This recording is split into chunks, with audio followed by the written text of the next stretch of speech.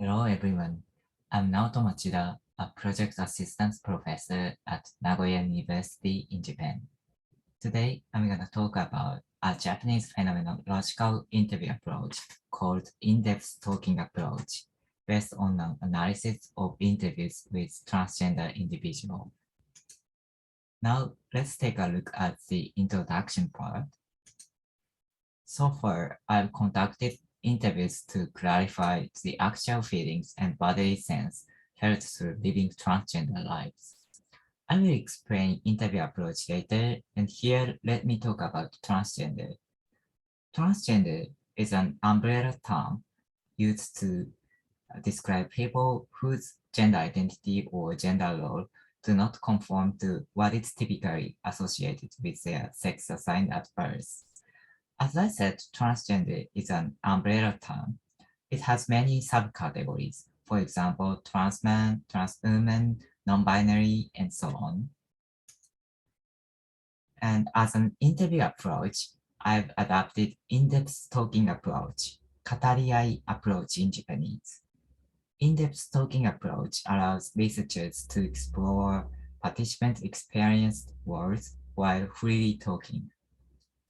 The researchers use not only what the participants say, but also what they, the researcher, perceive through their bodies and their own past experiences and so on. What I would like to explore together with you today is what the readers will receive from the analysis that includes the description about the movement of the researcher. So this is an interview adapting in-depth talking approach. Please take a look at the participant Tsubasa's information here. In her childhood, transgender-like context, she meant typical transgender life story was unverbalized and therefore not manifested. She attended all boys middle and high school. And please read the script while listening to me. Here we are talking about how she encountered with the concept transgender.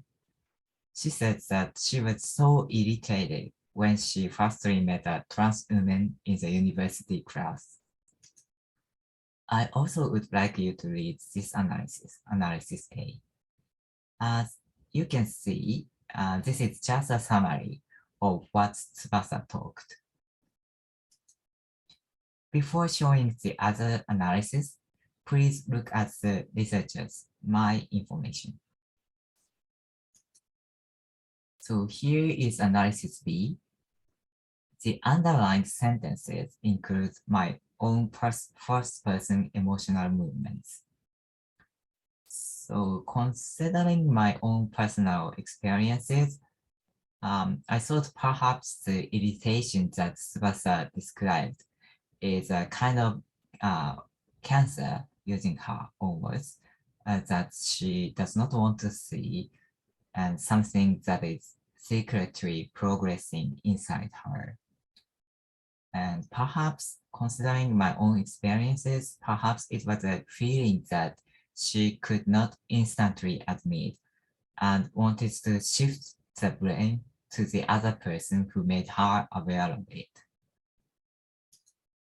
So let's think about this question. The difference between the two analyses are as follows. Analysis A is objectivistic analysis. On the other hand, analysis B tries to analyze the meaning of the participants' narratives, presenting what I felt during the interview. The reason why I include description about the first-person experiences, in naive words, I'm trying to comprehend the participants' experiences. I think there are two ways of understanding. One way is to interpret intellectually, and the other way is to make sense, funiochiru in Japanese. It's necessary to examine our own experiences in order to understand our participants' experiences, not only intellectually, but also on a physical level. Analysis B enabled me to deepen transgender people's actual feelings. Such knowledge based on an actual feelings can be named as bodily knowledge. I believe that bodily knowledge created by in-depth talking approach allows readers to re-experience the participants' stories. Thank you very much for your listening.